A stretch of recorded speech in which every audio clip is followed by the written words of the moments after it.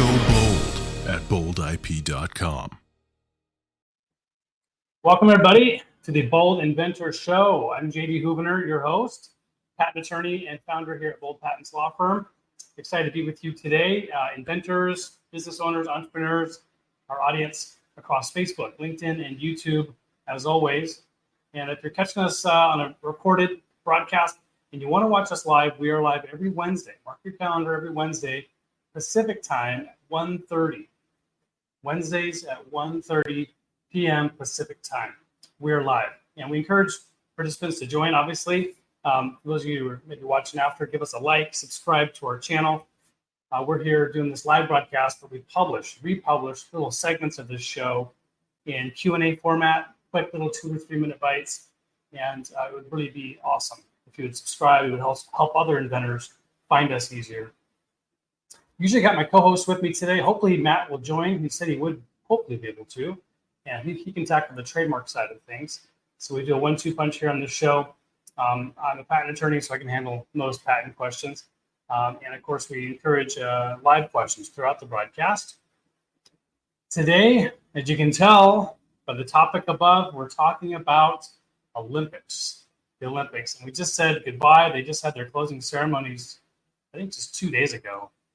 I, for one, love the Olympics and have a special passion for the Summer Games every 4 years, just because it's awesome. I mean, I was involved in track and field in high school.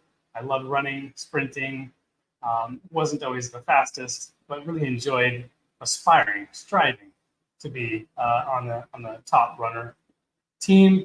And also love really the outdoors of the rowing and boxing. It's just awesome. Basketball, you name it. So I tried to watch as much as I could. And I did some research. So we're going to go through a few things here today for fun for the first 5 or 10 minutes, and to go through a handful of questions that came in throughout the week from our different forums. Let's see. Yeah, I'm going to do some quick disclaimers here for anybody who might be new. Legal notice, of course. This is not legal advice. By nature of joining this broadcast, you're not a client of ours, unfortunately. But if you do want to seek legal advice or counsel, I'll provide a link in just a few minutes for you to do that, to look up our website at boldip.com, boldpatents.com, and then schedule a free discovery call. But yeah, this is legal information. We're having fun. We're talking about process level, laying out the laws they are, giving some examples, how it might apply to what you're working on, perhaps, or what might inspire you to continue down that road toward protecting your invention. So again, I'm JD Houvener, owner, founder at Bold Patents Law Firm, and we're talking intellectual property. So bring on any question at all, cut me off, ask a silly question, break the ice a little bit. And here's a link for those that are ready to book a meeting with one of our attorneys. That's a link for our weekly live. And for doing that, for taking action here on this channel, I'm going to give you a copy of this book behind me, Bold Ideas, The Inventor's Guide to Patents. And it's got all what you need to know, the whole primer, basically like taking a patents 101 class in law school. So if you want to skip the whole undergrad, skip part of law school, and just go to right to the good stuff, so you can be an informed inventor, get a hold of that book by scheduling your discovery call today. So let's take a peek. I took a little bit of research on the Olympic Games, and kind of a nice recap article was written all over it's based on Olympics.com. The Olympic Committee wrote it up. And it's really nice. It was what they call a record-breaking Olympic Games. And they're, really kind of some standout facts that I'll kind of go through just as a high level before we zoom in on the intellectual property landscape. The Paris Olympics this year in 2024 were the first of its kind to be reformed as part of a reformation as part of the Olympic Agenda 2020. I didn't know this, but part of that agenda is that they wanted to have what's called full gender parity. And that is fancy for just equality, right? Parity, equality, where there's equal amount. And they did. So because of the IOC, they allocated 50% of the quota places. 50% of the athletes were female. 50% of the athletes were male and identified as male or female, right? It's just incredible. I hadn't thought of that in the past. I thought, well, probably majority were male in the past. And so there's a huge effort to bring more female athletes into the Olympic Forum. And obviously show that off to our daughters, our nieces, the younger women that are coming up through, scholastic athletics, colleges, and so forth. So it's really great to see. Let's see, there's a few other huge kind of highlight points. There were, kind of just a factoid list here, but just so we can kind of set the stage. There were 206, athletes that were part of the. I never knew this existed. Was the refugee Olympic team, right? I don't know if anybody saw the opening ceremonies with the boats going through the river Seine. Very cool, captivating scene. So it's pretty cool. Yeah, they brought in people that aren't even citizens of a country, could still participate in the games. 5,000 medals were produced. There were 20 mixed gender medal events. 32 world records were broken. And they highlighted the specific countries that won their very first gold medal. And there were 4. Botswana, I think probably I watched that the closest, which is the men's 200-meter sprint. Leslie Tobago, I should say, from Botswana. Thea Fond won the women's triple jump from Dominica. And Adriana Ruano-Oliva won the women's trap from Guatemala. Guatemala got its first gold. And St. Lucia got a gold. Julian Alfred, she won the women's 100 meters in style. So pretty cool. Lots more stats I could go over. But I wanted to kind of hone in on intellectual property and cover the landscape. Certainly we'll cover patents as part of this. But what I want to do is cover the rest of intellectual property, right? Copyrights, trademarks, as well as trade secrets. I'll say, hey, David. Say, David's tuning in. He said, my younger daughter started training Monday to be a commercial pilot. Yes. Hey, just generally, this notion of that women can do anything, just like men can. Men have always been able to do everything. Women now can do everything too. So definitely girl power. I've got 2 daughters. That's awesome. Good to hear, David. I went up in a smaller plane for the first time, but 15 years ago, I got real sick and knew right away this was not something I wanted to do frequently. And a little side note, those little windows in the cockpit, you're not supposed to open those during flight. I was hoping to barf outside of it. It didn't work. I'll save you the real details there, but it was not pretty. So anyway, enough about flight, unless David's got a follow-up. We have copyright law. Copyright. Now, there's a lot to do with copyright here in the Olympic Games. Think of anything that is creative, right? One of the first, the biggest, probably the most well-known item of the Olympic Games is that torch, right? The Olympic torch. It's a symbol of the games, right? It's this sort of iconic, passing of the torch. And there was this entire run. I think it was 68 days before the Olympics started. And you've got all kinds of celebrities. And I think for me, I don't know, one of the most interesting facts is how much Snoop Dogg was featured, among all of those celebrities. But there were a lot of, famous, faces, right? Personas. And so it's kind of part of copyright, maybe even privacy law. You've got this protection over celebrities, right? Individuals, your human face, and whether or not that can be commercialized or sold, right, without your permission. And so it's kind of a unique area of copyright law, perhaps privacy law, where it's, your individual right to control your image and likeness. Now, aside from that, more traditional copyright law, you've got broadcasting rights, okay, the ability for the images, the videos, all that, from the Olympic Committee, streaming, live streaming. There's tons to do with all those contracts, the different networks involved. Okay, so a lot of that media, everything having to do with capturing live or pre-recorded edits, right? All the work that goes into it. Music is really interesting. So you've got lots of different points where music can come into the Olympics. Okay, we saw the live performances, right? Lady Gaga, I think for me, was one of the most impactful. There's a ton of different artists that perform live.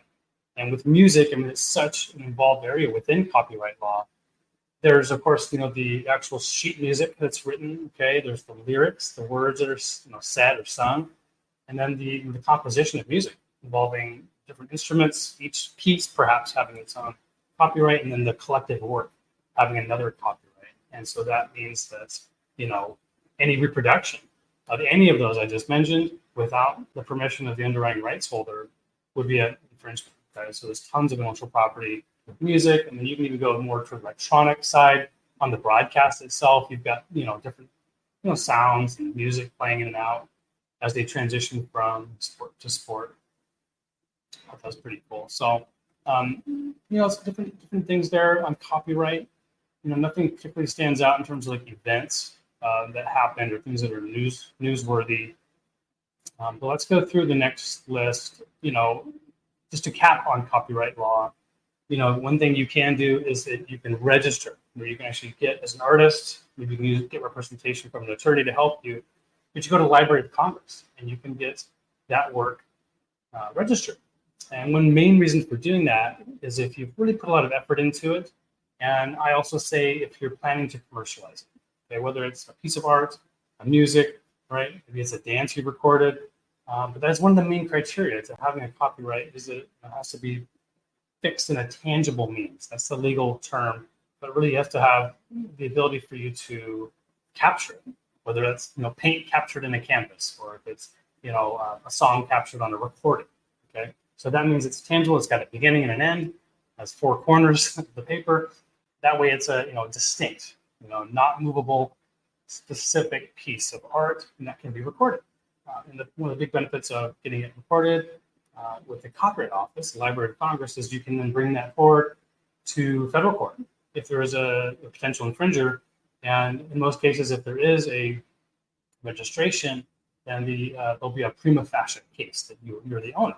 Okay, and so there won't be any real question as to who created it, when it was created, what it is, because it's all documented there before the court.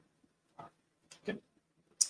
So let's talk about trademarks. And my gosh, you think about all the different brands and logos and anything having to do with business. Here, David, thanks for the help there. So we got going back before we go to trademarks. Let's circle back on privacy, publicity. Interesting. So it's state law. Okay. Yeah. Well, I knew there were some different things. I know it's probably a little bit out of bounds talking privacy, publicity. But yeah, very, very fascinating area of law. So yeah, I think it is frustrating because copyrights is all federal, as is trademarks and patents. So thanks for that comment. With respect to copyrights, I agree. Register very early after you publish, right?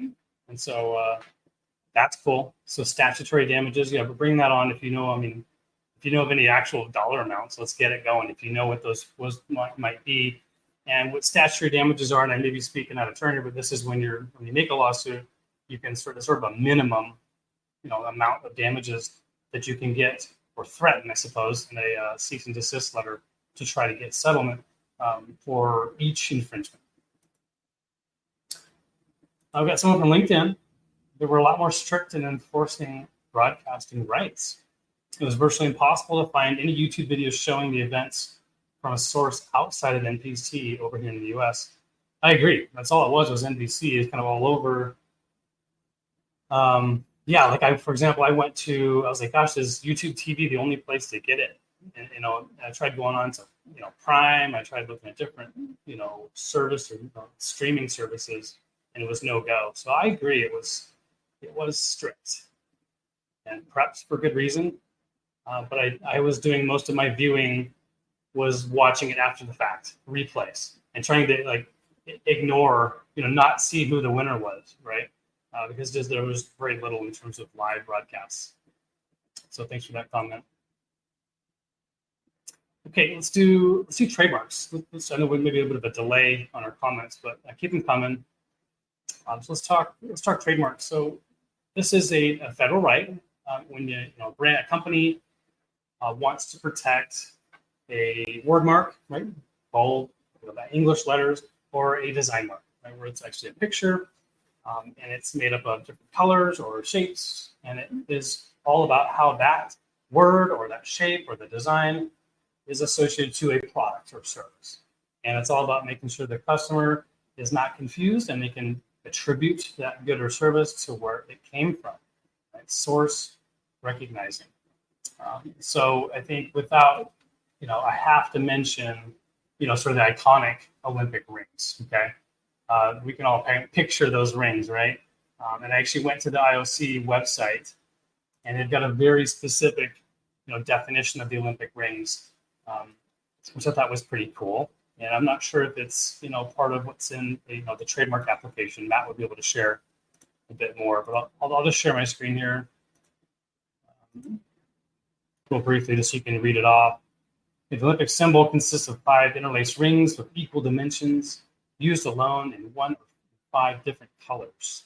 They got the U in there. Okay, kind of the European or UK spelling.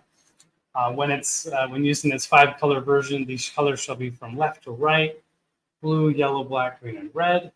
The rings are interlaced from left to right.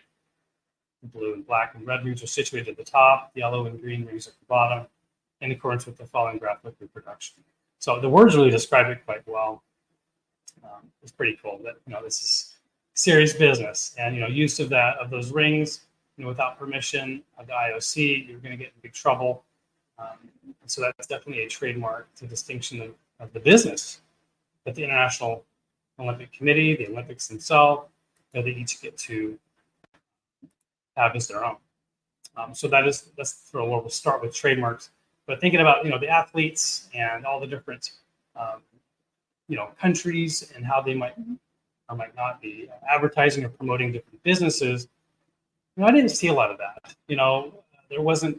Maybe that's one of the rules. I think it's a good rule to have. You don't see sponsors, or like you might see at a local or even a regional track meet, where athletes are sponsored with different brands. You see it for sure with like race cars, right? In different sports or athletics. And this was really clean, right? You don't really see much to do with a lot of advertising. And correct me if I'm wrong, if anybody else is online and saw any of that.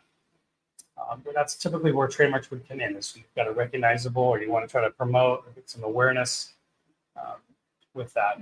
Of course, where you do see it is on the commercials, right? In between the broadcasts, which are paid for, spots for companies to advertise. Their slogans, their trademarks, their branding is going to be definitely mentioned.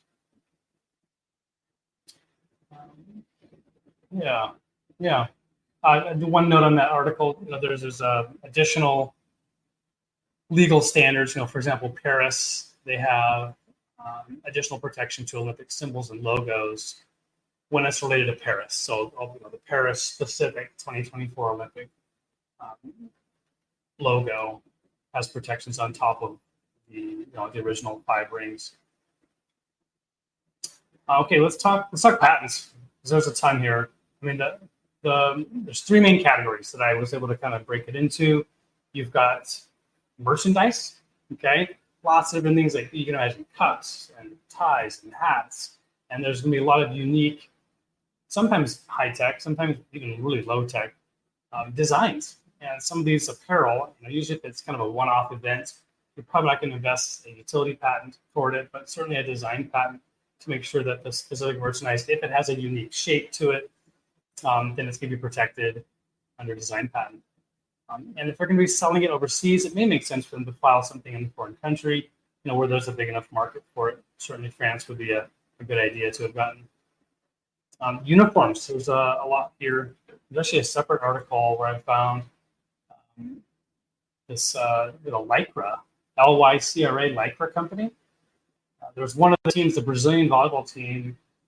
They had their jerseys for the summer games feature what's the trademark Cool Max Eco-Made fiber, and it's basically a recycled textile waste. So it's very eco-friendly. It's Brazil's sort of commitment to sustainability, and they're bright.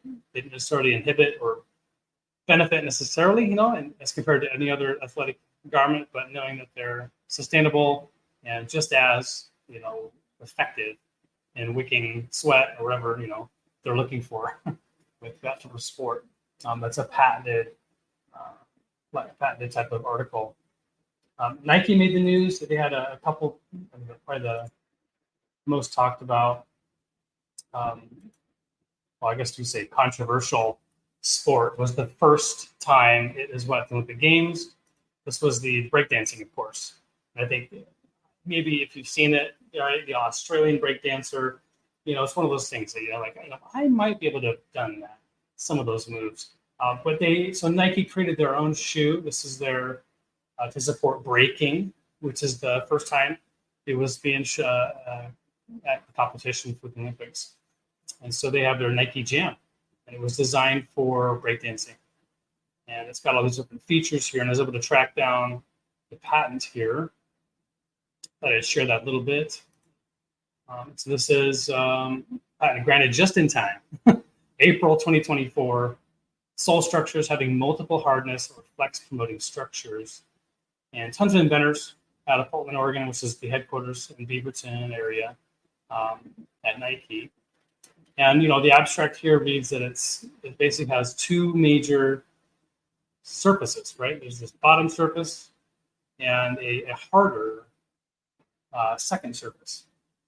And it's got this sort of really bumpy ridges here to give additional support when the foot is, at an angle or upside down, when you need to have your center of gravity is going to be moving a lot. And so this is a utility patent, which I think is relatively uncommon for footwear and can be challenging, right? Because you're trying to provide the fact that you've got a new shoe. There's been millions of shoes developed. You've got to prove that it's novel and non-obvious. Nike has done that. More typical, you'll see the design patent protecting just the shape of the shoe, the outer appearance. But this does protect the functionality of the shoe. And I thought the claim was really well written. For some of those patent attorneys out there, we'll show how Nike's writing their patents these days. And this is quite lengthy spec. Here we go. So really just two major parts of the claim. The first independent claim, article of footwear comprising an outsole component. Okay, so that's the first major piece, an outsole component. And within that outsole component, it's got a first material having a hardness, and then the second material, like I was saying. And I haven't actually heard of what's called a short A hardness, but the second material has got to have at least 15 short A hardness points higher. So it really could be anywhere above that. And so it has this sort of flexibility where the bottom layer is going to be more flexible, I assume, than the underlying layer. And then there's a specific point that has to actually extend down and touch the ground. So the inner layer has to, at some point, contact the ground or have the ability to contact the ground. And then the second major element is a slit through the outsole, extending through the lateral perimeter. So basically on the edge of the sole, there's a slit, and it has to be, the slit has to be less than 25 millimeters. So the slit can't go beyond that. If it's anything 25 or less, then it's going to be infringing. So I think Nike must have assumed anything bigger than 25, it's going to be so floppy. That slit's going to be more of a hindrance than a help. So there's a nice tidy claim. So that's on the Nike shoe. It's called the Jam. I'll show it one more time here. Nike Jam. I'm going to spend too much longer on the technology products, but one more on Nike since I was cruising their website. The glasses, right? The smart glasses is not new, but they can do all sorts of different things, including giving data to runners, provide information about, where they're going to be going. And I don't know if I've read much about, whether they can wear these during live competition, if there's any restrictions as to any, smart glasses being worn during competition. That would be pretty interesting. So here's what's called the Nike Athena and Nike Zeus sunglasses. Those are pretty awesome. I think those, in terms of naming, so they've likely already pursued trademark protection for some of those names. The Greek god and goddess, as you probably recognize. Pretty striking. I don't know about you, but those would be quite the fashion statement to bust out. So patents, yes, certainly technology, sports equipment, apparel we talked about. Maybe the only other thing I didn't talk about was, the AI, tons of AI, behind the scenes with respect to, and I think Intel and Samsung, those main engines there, providing, the partnership. That's what I was reading in the article, that they have, computer vision, training to build align athletes with the appropriate sports. Innovators enhancing accessibility through AI-generated 3D models, navigating the voice assistants on smartphones, and they can do 8K streaming. And I'm not all that informed with respect to how much they can do or how much actually got transferred. But if anybody watched in 8K, let me know, and I wonder what the difference actually might be. Cool. All right, last one. Don't forget it. It's trade secrets. For those that don't know about trade secrets, you don't actually get a registration or a certificate for it. This is kept confidential within your company. And there's some stuff within the Olympics that I think this article made mention of, where there's know-how, right? Information within your company that helps you make money, right? That is economically viable. And you're actively keeping it secret. You're not just sharing it with everyone, certainly not sharing with the public. It could be processes and strategies for getting local communities, organizations put together, right? Just simply who and how and what that conversation looks like. Maybe you're financially incentivizing how you're pulling together a community for an event like the Olympics. The IOC probably keeps that pretty close to the chest. Certainly sponsorship agreements and marketing strategies. Okay, those are really good examples for trade secrets, ways in which you conduct business. And so oftentimes to protect those, it is recommended for those individuals and companies to document the top, say proprietary, say trade secret, and don't give access to all of your employees and staff. That way it's going to be very evident that you're keeping it secret and you've got safeguards that are up to speed technologically to keep its confidentiality. All right. Yeah, that's right, David. The Defend Trade Secret Law was passed 5 years ago or so. So there's federal enforcement. But I think it's true that each state still has their own trade secret laws on the books, where it's kind of, for the most part, mirroring the Uniform Trade Secret Act. And you've got to meet those elements to prove misappropriation. Should let's say an ex-employee run off and try to go, start their own competing entity, even if they're in California where non-competes are not allowed, the previous company may be able to enforce trade secrets against that ex-employee if they can show that the information was not public, they were making efforts to keep it public, and it has economic value. So, it's still pretty good. I think, it's becoming way more important as non-compete clauses get weaker. I agree. So, right on. Cool. Well, that's it. We made it. We talked about Olympics. And so I encourage you to ask any questions you have, thoughts, maybe your own, wonderings about the Olympics and intellectual property, some of the things I mentioned. I did want to end with a quick little factoid. So I didn't know this, but the next Olympics is coming up in 2026.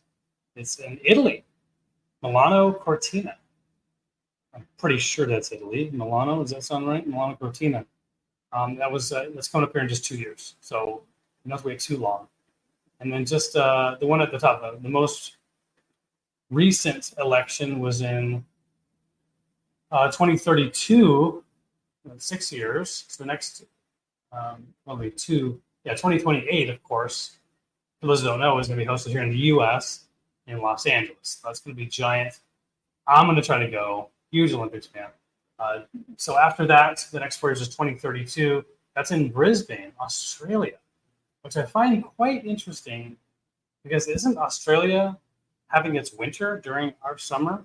So I don't know. That'll be interesting. But Brisbane maybe is far enough north toward the equator that it's not going to be that big of a deal. Not going to be scorching hot either. So anyway, excited for that. So that recently got announced. Okay, let's go to our questions here. We had just one coming from our trademark Reddit page. I'll take a crack at it. Let me copy this one in.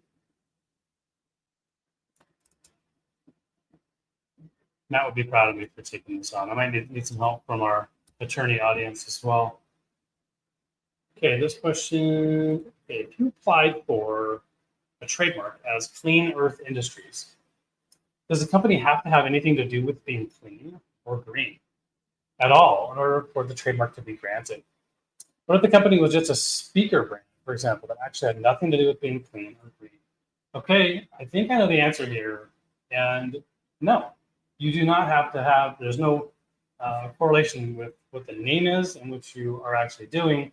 In fact, as Matt Polsa talks about here on the show, you want to have something that's more suggestive. And if it's, the strongest trademarks are actually completely opposite of what your business does.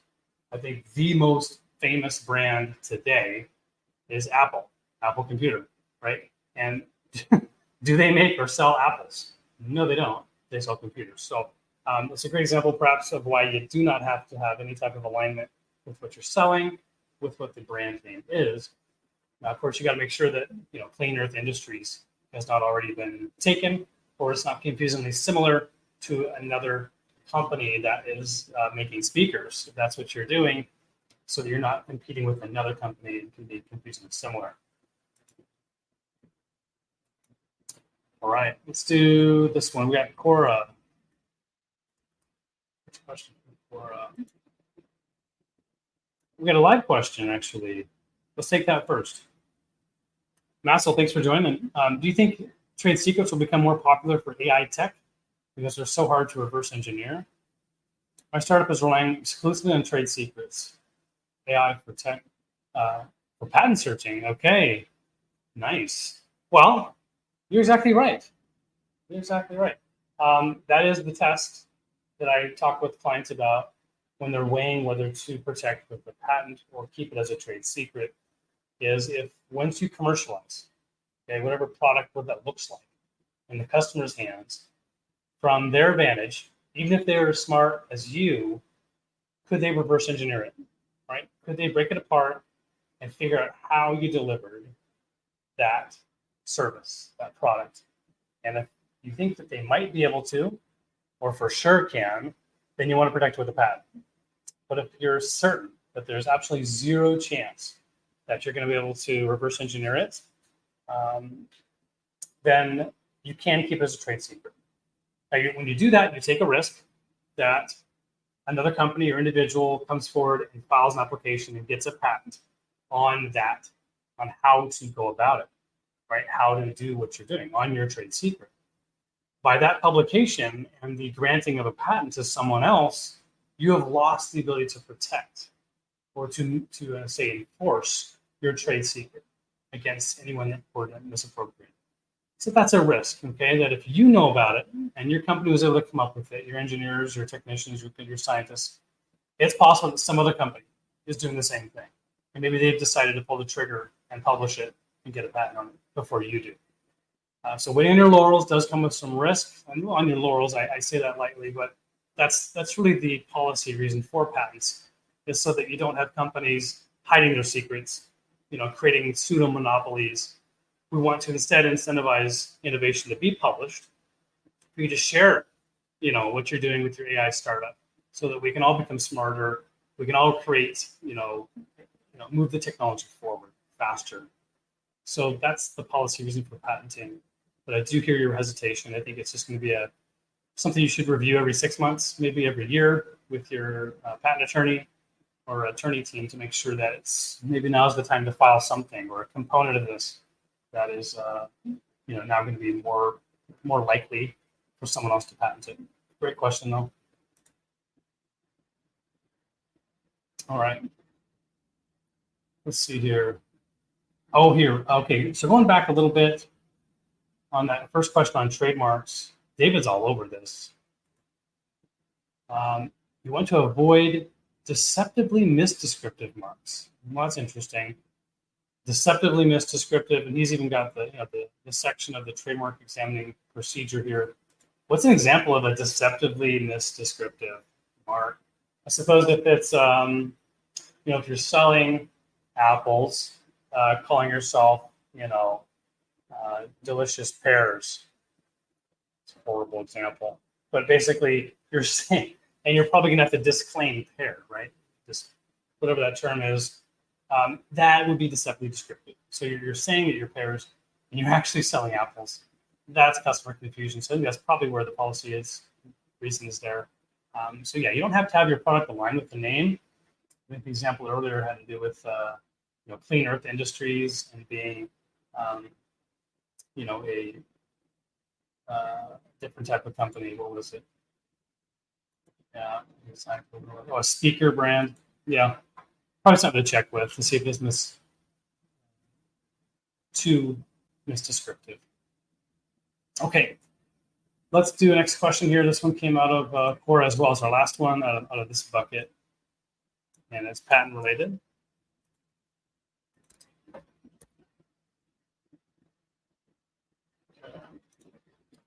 Can you patent your own invention if no one ever knows about it or sees it before you file for patenting your invention? Can you patent your own invention if no one ever knows about it or sees it before you file for patenting your invention? Yes. And that happens a lot. This is, for the very conservative inventor that wants to have what's called absolute novelty. They don't want there to be any publication. You're not going to share this invention with anybody, and you want to get it filed first before you share. Totally fair. Probably recommended if you're worried about infringers. Okay, and this is actually required by a few countries in the European Union. In the U.S., we have a grace period where you can publish it or even sell it for up to 1 year. And after that year, your time is up and you can no longer file for a patent on it. You've given it to the public, right? It was called the on sale or the publication bar. But certainly you can file for a patent application before publication, okay, before anyone knows about it. Anyone is an interesting word. I would highly recommend that you do include attorneys. You would want to have counsel, get some help researching and filing your patent application to get it done the right way. So if we exclude attorneys, yes, you can file it, get the help, file it without telling anyone else.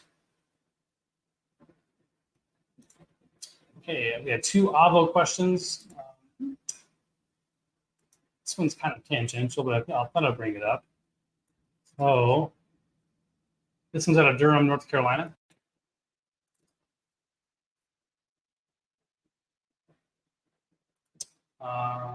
We said that one. How can Davidsons explain away 2 separately? I give them my invention idea once in 2022 and once in 2024. Oh my gosh. Okay. Well, I'm gonna have to add some to this. So Davison is an invention promotion company. I will not publicly bash or praise them in any way. It's a company that does that. I think what he's saying is that he believes his idea got stolen. It's a claim I hear often, and it's really sad if that's what happened. There are some, maybe some things to discuss about this. Under what premise did you submit the idea? Okay. Usually, companies will have a policy, written or actually on their website, that something to the effect of anything you send us, any idea, we're going to have you click a button or read through this contract to give all your rights away, or maybe that's no ideas are reviewed, that you're submitting something into a black hole, we're not looking at it, don't send us anything, right? Because they don't want to be held liable for any future infringement. A company, Davison may be a little different, but a company, let's say like Yamaha, okay, for their instruments, okay? Maybe you have a new instrument, right? And you submit it, you think it's the best thing ever. Maybe they have one of these policies where they're not going to review it. They say, look, we're not open for idea submissions. Whatever you send us, we're not going to look at, because they're constantly coming up with new instruments. And their inventors, their employees might happen to come up with a new instrument or new design or style that is exactly what you came up with, independently from you. And if you decided not to file a patent, shame on you. They're going to win the patent because they filed first. So that's one of the big risks you have when you're just sort of shopping ideas. You're just talking about what you've come up with, sharing concepts, high level, or even more detailed inventions with third parties. If you haven't filed a patent application, you do run the risk of someone else independently inventing it, and you having a really hard time proving that they derived it from you. And that is what you'd have to show, is that in this case, let's say Davison, if they went and filed a patent on these two ideas that you submitted, you have to show that they derived those from you, and kind of maybe a pretty high bar to do. The other scenario, of course, is that when you share something with a third party without a confidentiality agreement, okay, you're outside of an NDA, a non-disclosure agreement, they can just see what you did and go to market with it and just not even worry about getting a patent on it. Great idea. We're going to go sell that. Okay. You're just talking about what you're doing. You're sharing ideas with them in sort of good faith. I think a lot of companies would probably, be honest with you and say, hey, look, we like your idea. We're going to go to market with it, and we'll share some of the royalties with you. But some companies aren't so nice, right? They're going to say, thank you very much, and roll it into their new product line, and off they go. So just be really wary about, sharing information, publishing your ideas and inventions before you follow them. I was thinking weary or wary. I think it's wary. Might be weary because you weren't wary. We're winding down here. Our final question. This person's looking for an attorney. I think I know an attorney. So I want to find an attorney who will patent my ideas, and I want to make deposition of business I want to register. I have business and products I'm making, and I want to establish everything first, legally speaking. Cool. You've got the right intent, and kudos to you for wanting to find counsel. That's huge. That's a giant step. There's a lot of inventors, a lot of entrepreneurs out there that say, screw those attorneys. It's too expensive. I can do this on my own. And they spend tons of time iterating, learning little pieces of the law, making mistakes, wasting time, and probably spending more money and time than they would have if they just hired an attorney to begin with. And they could have all along been spending time furthering their innovation or doing a business plan. So this is great. Now, deposition of business. I'm not totally sure. A deposition is usually with respect to litigation and getting both parties on the record related to one of the areas that's being litigated. I don't think that's really what the question is here. It's more having to do with getting a trademark registered or an invention patented. So your business has got products, so physical products, even software, virtual digital products are patentable. And you should take a look and see whether there's been anything done like it in the past. To get a patent on a product, you've got to be first of its kind. Nothing has ever been done before. That's the first that's ever been done. And it cannot be an obvious version of something else that's come before. So it's a big barrier on the utility side. On the design side, it's got to have a novel appearance, novel shape, novel 3D geometry. That's where the the patent office will be looking for.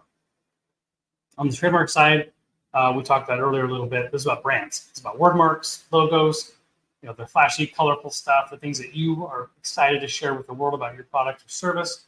That's trademarks. And so you work with a trademark attorney to do a similar two-part approach where you research it and then apply for it.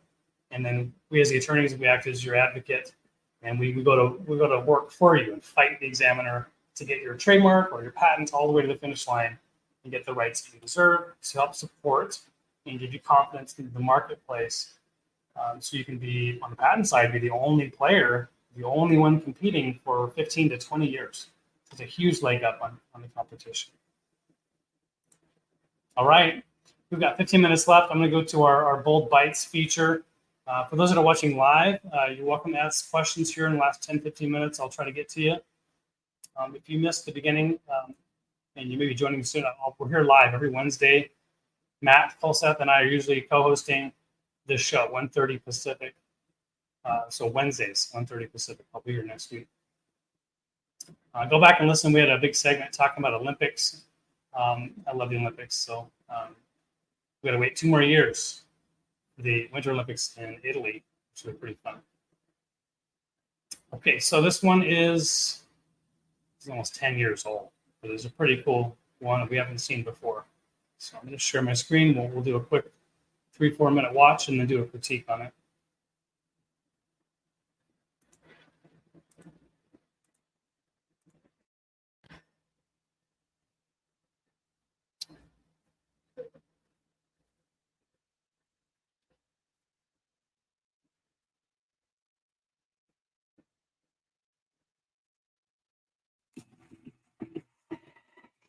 Next up is a solution to a problem with a favorite winter sport.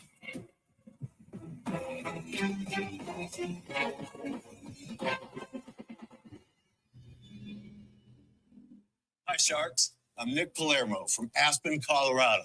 And I love skiing. But these skis, they get heavy after a while.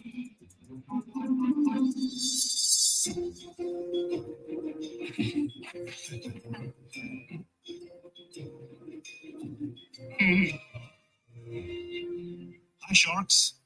I'm Kyle Allen from Lafayette, Louisiana. Nick and I are asking for $50,000 in exchange for 15% of our business. I also love skiing, but Nick is right. These things do get heavy after a while. That's why I invented Skeezy. It's a caddy for your skis that fits in your pocket. Simply attach the Skeezy to the front of the skis using the handy Velcro strap. The wheel allows you to roll your skis straight to the slopes. You can push it, you can pull it, you can turn your skis on a dime.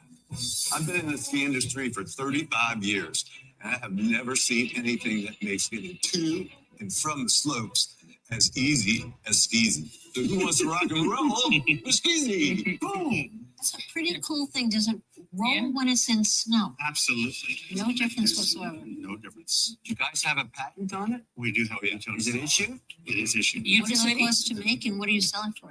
The cost is $3.50. And what What do you sell it for? $19.95. Good for you. Nice price. And where are And you where are you selling selling them right right now? now? Sales like? Our first year in sales was Here? no. Our first year was in 2013. In a matter of about 4 months, we did $230,000. Okay. And then 2014, Went to zero. zero. Okay, cliffhanger. They did get a deal. They told about kind of some rough years they had due to one of their business partners passing away due to cancer. Some interesting things about their business. So that was quite compelling. But they do have that massive product. And you heard what's the first question that the Sharks ask? Do you have a patent on it? Is it issued? I think it was Lori asked, is it a utility patent? It's a pretty smart question. So those are investors. They talk about all kinds of things, right? From raising money, margins, right? What are your sales? Marketing. How have you done with, previous, licensing arrangements? But the first thing they asked was about patents, okay, with a product like that. And kudos to them for getting that. So it's just such a big deal. People don't always think about protecting the utility, the functionality of that. So I thought that's pretty neat. A little highlight there to show that, the sophisticated panel of judges or investors, that's their first question is about patent law. I'm not a skier or a snowboarder, but that did look like it was pretty simple to put on. And so from just my vantage, I think it's pretty straightforward. I wonder, how easy is that to lug in your bag and to carry with you? Perhaps it would have some issues going up and down stairs. But I think in general, the, approaching the lodge, the parking lot,